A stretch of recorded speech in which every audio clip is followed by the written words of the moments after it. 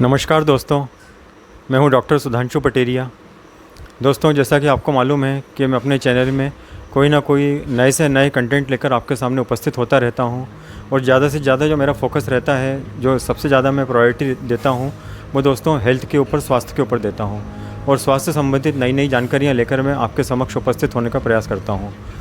तो दोस्तों, इसी श्रृंखला को आगे बढ़ाते हुए आज मैं हाजिर हुआ हूँ शहर की क्या, मध्य प्रदेश की बोलना चाहिए, मध्य प्रदेश की जानी मानी आयुर्वेदाचार्य श्रीमती डॉक्टर गायत्री तेलंग जी के पास, जो कि एक शहर के बहुत ही जाने माने हॉस्पिटल में, आयुर्वेदिक हॉस्पिटल में आयुर्वेदाचार्य के पद पर कार्य कर रही हैं।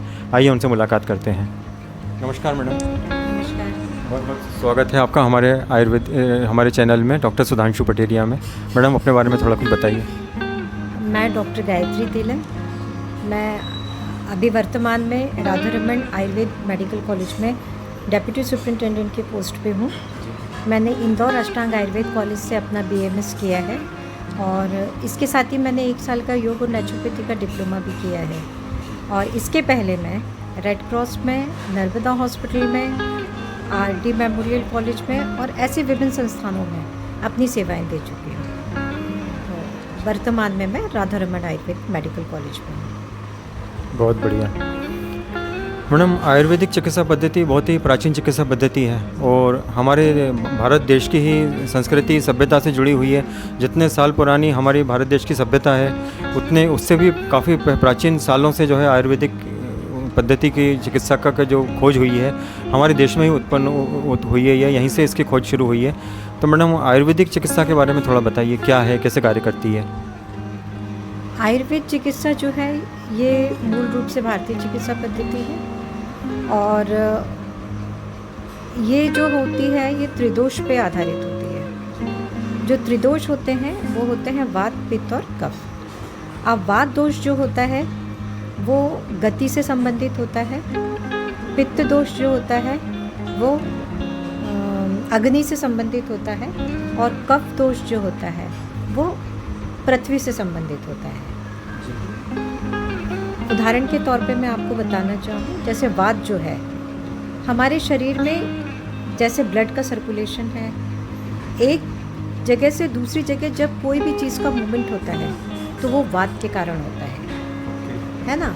और जो सेंसेशंस होते हैं हमारी बॉडी के अंदर वो भी हमारे वात के कारण होते हैं। तो ये जो चीज़ें हैं वो वात पर निर्भर करती हैं। हमारे शरीर में चय अपचय क्रिया, जिसे अपन मेटाबॉलिक एक्टिविटीज़ कहते हैं, ये पित्त के द्वारा संपन्न होती है। जैसे मैंने कहा अग्नि मतलब क्या होता है, जब एनर्जी अपनी बर्न होती है, तो बर्न जब होता है तो वहाँ पे क्या होता है, अग्नि होता है। तो इसलिए हमारे इसमें शरीर में जो पाचन क्रिया है, मेटाबॉलिक क्रियाएं हैं शरीर की, ये सब पित्त के द्वारा संपन्न होती है। और तीसरे नंबर पे आता है कफ। तो हमारे शरीर में जो स्थिरता है, ठोस जो भी चीज़ें हैं हमारे शरीर में, वो जो है कफ के द्वारा संपन्न होती है। तो ये चीज़ें हैं। एक तो मैंने आपको ये जनरल इसकी वो बताई, सामान्य इसके गुण बताए। अब जब ये सामान्य गुण, ये जब सब साम्यावस्था में रहते हैं, तीनों दोष वात, पित्त और कफ, जब ये समान रूप से हमारे शरीर में उपस्थित रहते हैं तो हमारा शरीर स्वस्थ होता है। और जब ये असामान्य रूप में आ जाते हैं, जैसे वात बढ़ गया, कफ कम हो गया, पित्त बढ़ गया, कफ कम हो गया, या वात बढ़ गया, तो इस तरीके से क्या होता है, एक का कम होना, एक का ज़्यादा होना, ये शरीर में बीमारियां पैदा करता है। अब ये निर्भर करता है कि जैसे वात हमारे शरीर में बढ़ गया तो वात बढ़ेगा, मतलब शरीर, वात का गुण मैंने एक तो चलायमान बताया और दूसरा एक वात का गुण होता है शरीर में जहाँ भी दर्द हो, जो भी दर्द के लक्षण शरीर में आते हैं वो भी वात दोष को इंडिकेट करते हैं। तो जब हमारे शरीर में वात दोष की मतलब वृद्धि हो जाती है, शरीर में वात दोष बढ़ जाता है, तो हमारे शरीर में क्या होता है, एक तो दर्द, इस तरीके के सेंसेशंस ज़्यादा रहने लगते हैं। और दूसरी चीज़ क्या होता है, व्यक्ति है ना असामान्य रूप से बोलने लगता है, असामान्य रूप से उसकी एक्टिविटीज़ होने लगती हैं। जैसे उसको, हमारा कैसा एक भूख का समय होता है, बराबर उसके टाइम पे भूख लगती है, हम उतना खाना खाते हैं, एक सामान्य व्यक्ति का ये एक वो होता है। परंतु हाँ, दिनचर्या होती है। परंतु क्या होता है, जब ये असामान्य हो जाता है बात, तो क्या होता है, व्यक्ति को भूख कम हो जाती है, या कभी भूख ज़्यादा लगने लगती है। मतलब सारी अस्थिरता जो होती है वो वात के कारण पैदा हो जाती है। इसी तरह पित्त का है। पित्त यदि बढ़ जाता है तो शरीर में कहीं पे भी हमको बर्निंग सेंसेशंस आने लगते हैं, भूख की मात्रा अपनी बढ़ जाती है, दस्त लगने लगते हैं। ये सारे लक्षण, मतलब ये मैं तो आपको बिल्कुल थोड़े थोड़े लक्षण बता रही हूँ। हाँ, बाकी काफ़ी सारे लक्षण होते हैं जो कि हमारे पित्त के बढ़ने से होते हैं। अब आता है कफ का। कफ गुण जो रहता है हमारे शरीर में आलस्य पैदा करता है। यदि उसकी वृद्धि हो जाए तो शरीर में आलस्य का प्रभाव बढ़ जाता है। और दूसरी चीज़ क्या होती है, आलस्य के साथ में व्यक्ति जो है वो तामसिक थोड़ा सा प्रवृत्ति का हो जाता है। उसको नींद ज़्यादा आती है, स्थिरता ज़्यादा हो जाती है, बैठे रहना, काम नहीं करना, ये सारी चीज़ें उसके अंदर आने लगती है।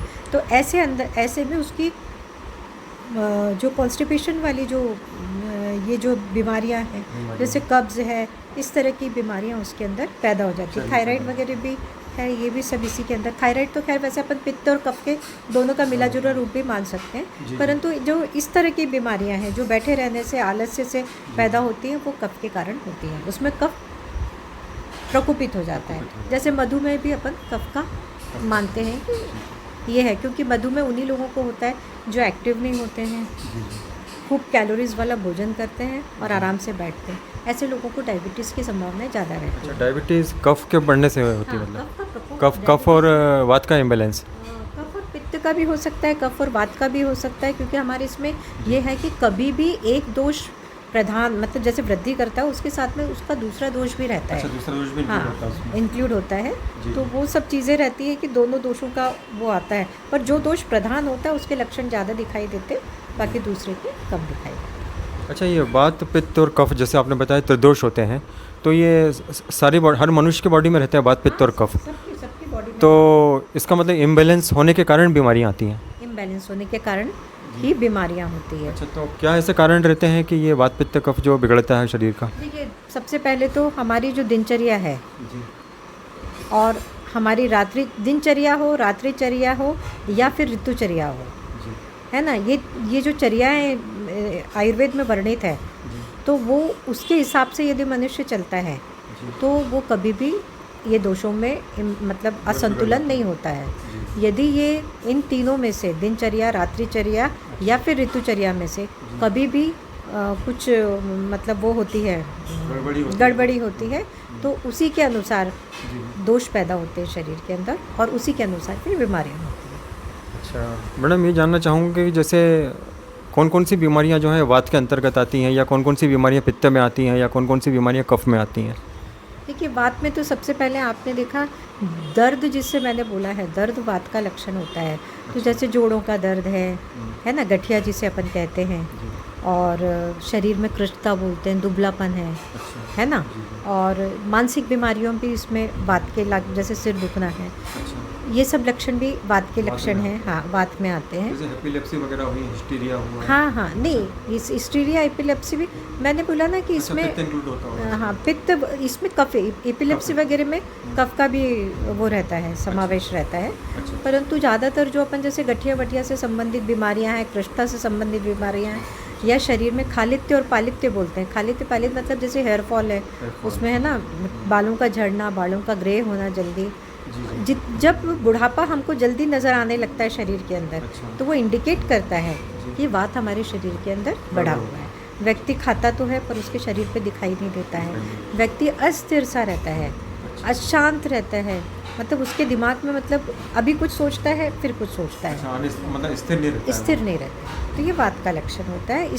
और इसी से संबंधित जैसे यदि वो मस्तिष्क में ज़्यादा वात का प्रकोप हो गया तो वो मस्तिष्क के लक्षण के साथ में पैदा होता है। मतलब जैसे शिरशूल होगा तो कैसा होगा, उसको नींद नहीं आएगी, है ना, और उसके साथ में क्या होता है कि अनाप शनाप वार्तालाप करेगा, कभी चिल्लाएगा, कभी हंसेगा, कभी शांत हो जाएगा, इस तरीके के। कभी भूख उसको तेज़ लगेगी, कभी भूख उसको कम लगेगी, उसको उसको कॉन्स्टिपेशन काफ़ी रहने लगेगा, उसको मल तो होता है मगर एकदम सूखा, ड्राई, है ना। ये सारी चीज़ें जब सामने आने लगती है, स्किन में ड्राइनेस आने लगती है, बालों में ड्राइनेस आने लगती है, स्निग्धता उसके शरीर की जाने लगती है, तो ये समझ जाइए कि यहाँ पे वात बिगड़ना है। और पित्त बिगड़ने से मैडम कौन कौन सी बीमारियाँ आती हैं? पित्त बिगड़ने जैसे ज़्यादातर मैंने देखा है कि ये जो है अभी जो पित्त के कारण जो बीमारियां होती है उसमें स्किन से संबंधित भी आती है ना, जहाँ पे बर्निंग होता है ना, वो सारी चीज़ें पर पित्त को इंडिकेट करती हैं। और जो डाइजेशन से संबंधित बीमारियां हैं वो भी पित्त को करती हैं इंडिकेट। और दूसरी चीज़ क्या होता है, इसमें मोस्टली पेशेंट को दस्त टाइप के लक्षण दिखाई देते हैं जब पित्त बढ़ता है। लूज मोशन होने लगते हैं, उसकी अग्नि बहुत तीव्र हो जाती है, भूख उसको बहुत लगती है, एसिडिटी से संबंधित लक्षण होती है दिखाई देने लगते हैं उनको। मतलब क्या होता है, जैसे चेस्ट में बर्निंग सेंसेशन होने लगता है। तो ये सब चीज़ें हैं। और दूसरा हमारी मेटाबॉलिक जो भी हार्मोनल इम्बैलेंस वाली जो हमको दिखाई देती है आजकल बीमारियाँ, इसमें भी बहुत कुछ पित्त का इन्वॉल्वमेंट होता है। कफ में मैडम, कफ के अंतर्गत कौन कौन सी बीमारियाँ आती हैं? तो जो बीमारी है, एक तो स्थौल्य अभी बहुत ज़्यादा चल रहा है। स्थौल्य मतलब होता है मोटापा, है ना। तो ये कफ का एक वो है, जब भी कभी स्थौल्यता दिखती है तो वहाँ पे कफ प्रधान शरीर का वजन बढ़ता चला जाता है। थायराइड जैसी बीमारियाँ हैं, है ना। और इसके साथ में मधुमेह है, राजक्षमा तो खैर दोनों में आता है, वात और कफ का दोनों का उसमें होता है। राजक्षमा एक्चुअली वैसे कफ में नहीं आएगा, परंतु हाँ ट्यूबरकुलोसिस, परंतु क्या होता है उसमें वात का प्रकोप ज़्यादा होता है। राजक्षमा में वात मतलब जहाँ पे क्षय होने लगता है शरीर का, क्षय जो होता है वो वात के कारण होता है। और जब शरीर में वृद्धि होने लगती है तो वो कफ के कारण, कफ बिगड़ने के कारण। अच्छा मैडम, जैसे डिसीज़ जो होती हैं, एक्यूट डिसीज़ और क्रॉनिक डिसीज़, जैसे कुछ नई बीमारियां होती हैं, कुछ दिन रह के चली जाती हैं, ठीक हो जाती हैं या कंट्रोल में आ जाती हैं। कुछ क्रॉनिक डिसीज़ होती हैं, पुरानी बीमारियां, जिसमें बहुत मुश्किल से धीरे धीरे करके ठीक होती हैं और बहुत परेशान, काफ़ी लंबे सालों तक पेशेंट परेशान रहता है। तो आयुर्वेदिक का इसमें क्या योगदान है? किस तरह की बीमारियों में, क्रॉनिक बीमारियों में खासतौर से आयुर्वेदिक किस तरह से महत्वपूर्ण भूमिका दिखाता है? देखिए, आयुर्वेद में क्या होता है, हमारे यहाँ पे बीमारियाँ जो रहती है, हम लोग ये मानते हैं कि सारी बीमारियाँ पेट से उत्पन्न होती है, डाइजेशन से पनपती है। यदि हम खाना खा रहे हैं और हमारी अग्नि मंद है तो हमारा शरीर में पाचन प्रॉपर नहीं होता है। जब शरीर में प्रॉपर तरीके से खाने का पाचन नहीं होगा तो अपचित जो रस बनता है, एक तो पचित रस होता है, वो क्या होता है, जब खाना पचता है तो जो रस बनता है वो बहुत हेल्दी होता है, वो ब्लड के साथ सर्कुलेट होकर हमारी बॉडी में जाता है और हमारी बॉडी को की ग्रोथ करता है। परंतु ये अपचित जो होता है ना, इसमें से बहुत सारे टॉक्सिन्स रहते हैं। ये क्या होता है, ये भी बॉडी मतलब एब्जॉर्ब होता है बॉडी में और फिर ब्लड के साथ सर्कुलेट होकर हमारी बॉडी के अंदर जॉइंट्स में, हमारे हार्ट में, हमारे लीवर में, हमारे लंग्स में जाके ये टॉक्सिन्स बैठ जाते हैं। और जहाँ पे ये ज़्यादा बैठते हैं और वो यदि पार्ट हमारा वीक होता है, कमज़ोर होता है, तो वहाँ पे हमारी बीमारियाँ शुरू हो जाती है। तो हम इसको बोलते हैं आमरस, है ना। एक होता है सामरस, जो कि पचा हुआ जो रस होता है उसको सामरस बोलते हैं। और ये जो अपचित हो जाता है ये आमरस होता है। ये बॉडी के अंदर सर्कुलेट होकर विभिन्न प्रकार की बीमारियों को उत्पन्न करता है। मतलब टॉक्सिन रहते हैं इसमें, टॉक्सिन्स रहते हैं, हाँ। विजातीय पदार्थ कैसे? विजातीय तो नहीं बोल सकते, जो अपचित, हाँ, बॉडी के लिए हार्मफुल होते हैं, हाँ। तो इसी के कारण जो है पुरानी बीमारियां जो होती हैं वो क्रॉनिक डिसीज़ वगैरह, ये जो पेट की बीमारियां हैं, डाइजेशन से संबंधित है, तो ये क्या होता है, एकदम से अपन को बहुत ज़्यादा तकलीफ नहीं देती तो अपन इसके ऊपर ध्यान नहीं देते। कॉन्स्टिपेशन हो रहा है तो चलो आज अपन ने ये कर लिया, वो कर लिया, पानी मतलब बहुत ज़्यादा ध्यान नहीं दिया, तो वो ज़्यादा देर तक मल जब हमारे शरीर में पड़ा रहता है तो क्या करता है, इंटेस्टाइन उसके रस को एब्जॉर्ब करती जाती है, वहाँ से भी अपनी शरीर में वो होता है। दूसरा, जब हमारी अग्नि मंद होती है तो जो हम खाना खा रहे हैं वो भी पचता नहीं है। जब वो पचता नहीं है तो अपचित रस पैदा होता है, और वो अपचित रस जब शरीर के अंदर जाता है, आम रस, तो वो हमारे शरीर में बीमारियां पैदा करता है। तो ये सब चीज़ें एकदम से नहीं होती, धीरे धीरे होती है, फिर वो उस तरीक़ा का रूप लेती है। तो इसीलिए बोलते हैं आयुर्वेद में पुरानी बीमारी साध्य है। क्यों? क्योंकि फिर जब हमें समझ में आता है कि ये इस तरह की बीमारी है तो हम सबसे पहले उसकी पाचन क्रिया को दुरुस्त करते हैं। तो जब उसकी पाचन क्रिया दुरुस्त होती है, वो धीरे धीरे होती है, एकदम से नहीं होगी। जब वो होने लगती है ऑटोमेटिकली उनके जो बीमारी के, जो दूसरी बीमारी के लक्षण थे, वो धीरे धीरे शांत होने लगते हैं और व्यक्ति ठीक होने लगता है। अच्छा, मतलब पहले अपन जैसे आयुर्वेदिक इसमें जो ट्रीटमेंट करते हैं, शुरुआत करते हैं, तो एक तरह से पहले शरीर का वात पित्त कफ जो है उसको सुधारते होंगे और शरीर की क्लीनिंग वगैरह। हाँ, सबसे पहले ये देखते हैं कि कौन से दोष की वृद्धि है। जी तो हमारे आयुर्वेद में ना 2 तरह की से इसको वो करते हैं। एक तो शमन चिकित्सा होती है और एक शोधन चिकित्सा होती है। जी तो शोधन चिकित्सा के अंतर्गत आता है पंचकर्मा, और शमन चिकित्सा के अंतर्गत आता है ये अपना मेडिसिन से जो अपन ठीक है ना। हाँ, तो शोधन चिकित्सा में जो बीमारियां हैं, जैसे ये आम रस का मैंने बताया, ये बॉडी में बैठ जाता है टॉक्सिन, तो इसके लिए हम लोग है ना वस्ती वगैरह देते हैं। तो उसमें क्या होता है, जैसे अपन को लगता है कि वात का प्रकोप है, तो वात के प्रकोप के लिए वस्ती दी जाती है। यदि पित्त का प्रकोप है तो उसके लिए विरेचन कराया जाता है। विरेचन में मतलब कोई भी मेडिसिन दे के उसको इंटेस्टाइनल प्यूरिफिकेशन कराया जाता है, लेग्जेटिव टाइप का। तो उसका पूरा इंटेस्टाइन क्लियर होता है, पित्त दोष उधर से निकल जाते हैं। उसके बाद कफ दोष होता है तो उसको मेडिसिन दे के वॉमिट कराई जाती है। तो जो कफ दोष होता है वो उल्टी के द्वारा, मतलब उसके द्वारा हमारे शरीर से बाहर होता है, और धीरे धीरे जैसे जैसे दोष बाहर होने लगते हैं हमारा शरीर फिर क्या होता है, बैलेंस होने लगते हैं दोष, तो शरीर हमारा स्वस्थ होने लगता है। बहुत बढ़िया। इसीलिए आयुर्वेदिक चिकित्सा पद्धति जो है बहुत ही कारगर मानी गई है स्थायी उपचार के लिए। अगर कहा जाए तो शरीर की मतलब पूरी क्लीनिंग शोधन हो जाता है इसमें। अच्छा मैडम, मैं ये जानना चाह रहा हूँ कि जैसा कि मेरे को पहले भी पता चला था और एक अच्छा मोटिवेशनल पॉइंट है और थोड़ा सा आपके व्यक्तिगत जीवन से जुड़ा हुआ है, फिर मैं माफ़ी चाहता हूँ कि प्रश्न मैं आपसे अपनी जिज्ञासा को शांत करने के लिए करना चाहता हूँ, और हमारी जो महिला दर्शक हैं उन लोगों के लिए भी एक आदर्श बनेंगी आप। ये तो मैं जानना चाह रहा हूँ कि आपके जीवन में भी एक ऐसा मोड़ आया था, ऐसा पड़ाव आया था कि आम आदमी होता है या आम महिला होती है तो वो टूट जाती है, तो थोड़ा आप उस बारे में प्रकाश डालेंगे, कैसे आप उससे लड़कर उठ के खड़ी हुई और वापस आई, थोड़ा क्या हुआ था आपके साथ, हादसा कैसा का रहा? आपने एक बहुत अच्छा प्रश्न वो किया है। मैं चाहती थी कि ये सब चीज़ें मैं लोगों को बताऊं और लोगों को मोटिवेशन मिले, क्योंकि जो जिन कंडीशन से मैं निकली हूँ, ऐसी कंडीशन में यदि कोई और होता तो शायद ज़िंदगी से हार मान जाता, और जहाँ तक मैं अभी पहुँची हूँ वहाँ तक अभी पहुँच नहीं पाता। तो मैं ज़रूर इस बारे में आप लोगों को बताना चाहूँगी। पिछले साल मतलब मुझे मार्च अप्रैल में थोड़ा सा कमर में दर्द शुरू हुआ था। तो वो दर्द बढ़ता गया, तो मैंने सोचा कि मैंने कुछ ब्लैंकेट्स वगैरह धो लिए हैं, भार उठा लिया है, इसके कारण हो रहा होगा। फिर मैंने थोड़ा सा उसके ऊपर जब वो उससे ठीक नहीं हुआ तो मैंने उसका एक्सरे करवाया। तो एक्सरे करवाने के बाद में क्या हुआ कि एक्सरे में कोई भी प्रॉब्लम नहीं निकल पाई। तो मैंने फिर उसको ले जाके एक्सरे यहाँ के जो अपने जाने माने डॉक्टर हैं, ऑर्थोपेडिक्स डॉक्टर निर्भय श्रीवास्तव सर को दिखाया।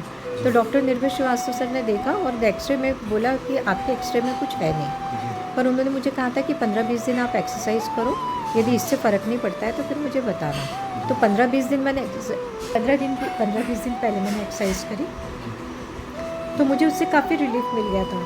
फिर किसी कारण से मुझे 2-3 दिन में काफ़ी एक्सर्शन हो गया, तो उससे मेरा दर्द बढ़ गया। जब दर्द बढ़ गया तो मैंने ये सोचा कि मैं डॉक्टर निर्भय श्रीवास्तव के पास जाऊँ, तो उनका क्या होगा कि फिर वो मुझे लिखेंगे तो एक्सरे वहाँ करवाओ, ये यहाँ करवाओ, वो वहाँ करवाओ, अलग अलग जगह। और उन्होंने वैसे भी बोल दिया कि आपको कोई प्रॉब्लम नहीं है, तो क्यों ना मैं अपना फिजियोथेरेपी वगैरह लेके, एक्सरसाइज से नहीं पड़ता, थोड़ा फिजियोथेरेपी ले लेती हूँ। तो मैंने फिजियोथेरेपी लिया, उससे मेरी तकलीफ़ और बढ़ गई। मुझे पीठ में जहाँ दर्द था वहाँ पे बर्निंग भी शुरू हो गई। अब वो बर्निंग शुरू हो गई, फिर मैं समझ नहीं पाई, फिर मैंने डॉक्टर वहाँ पे नर्मदा गई, नर्मदा हॉस्पिटल में मेरा MRI हुआ, फिर डिटेक्ट हुआ कि मुझे पॉक्स स्पाइन। तो पॉक्स स्पाइन मतलब स्पाइन का जो वर्टिबल कॉलम होता है, तो उस वर्टिबल कॉलम में मुझे ट्यूबरकुलोसिस हो गया। वो ट्यूबरकुलोसिस, हाँ, वर्टिबल कॉलम में ट्यूबरकुलोसिस था, और ये ट्यूबरकुलोसिस जो हुआ उससे मेरी जो बोन थी थोरेसिक वर्टिब्रा वो गलने लगी थी। मतलब पूरी स्पाइन जो है इसे डैमेज होने का डर था। पूरी स्पाइन डैमेज होने का डर था। तो मुझे डॉक्टर साहब ने कह दिया कि मैडम आपका तो ऑपरेशन ही होगा, और ये तो बिल्कुल ऑपरेट वाला केस है, क्योंकि काफ़ी पस पूरे स्पाइन में फैल गया है आपके। फिर हम लोग ने उन्होंने कहा पर 1 महीना एंटी ट्यूबरकुलर ड्रग्स लेके देखिए आप, यदि इससे फ़र्क नहीं हुआ तो फिर आपको हम ऑपरेशन कर देंगे। तो फिर हम सेकेंड ओपिनियन के लिए बंसल गए। बंसल में डॉक्टर नितिन गर्ग को दिखाया, तो डॉक्टर नितिन गर्ग ने कहा कि आपका अभी स्पाइन का ऑपरेशन थोड़ा रिस्की है, मैं नहीं चाहता हूँ कि 50-50 अपन चांस लेके ऑपरेशन करें। उन्होंने कहा कि कोशिश ये करते हैं कि आपको मेडिसिन से क्योर करें। तो फिर उन्होंने रिस्क ली डॉक्टर साहब ने, और मुझे काफ़ी समझाया, मैं भी उसी फेवर में थी कि मेरा ऑपरेशन ना हो। ना हो। तो फिर हमने मेडिसिन ली, मैं कम से कम 6 महीने बेड रिडन रही, 7 महीने बेड रिडन रही। फिर यहाँ एक फिजियोथेरेपिस्ट थे, उनसे मैंने फिर फिजियोथेरेपी लेनी शुरू करी। तो 8वें महीने में मैं थोड़ा सा बैठने लगी। रिकवर हो गया। हाँ, 8वें महीने में मैं थोड़ा थोड़ा बैठने लगी।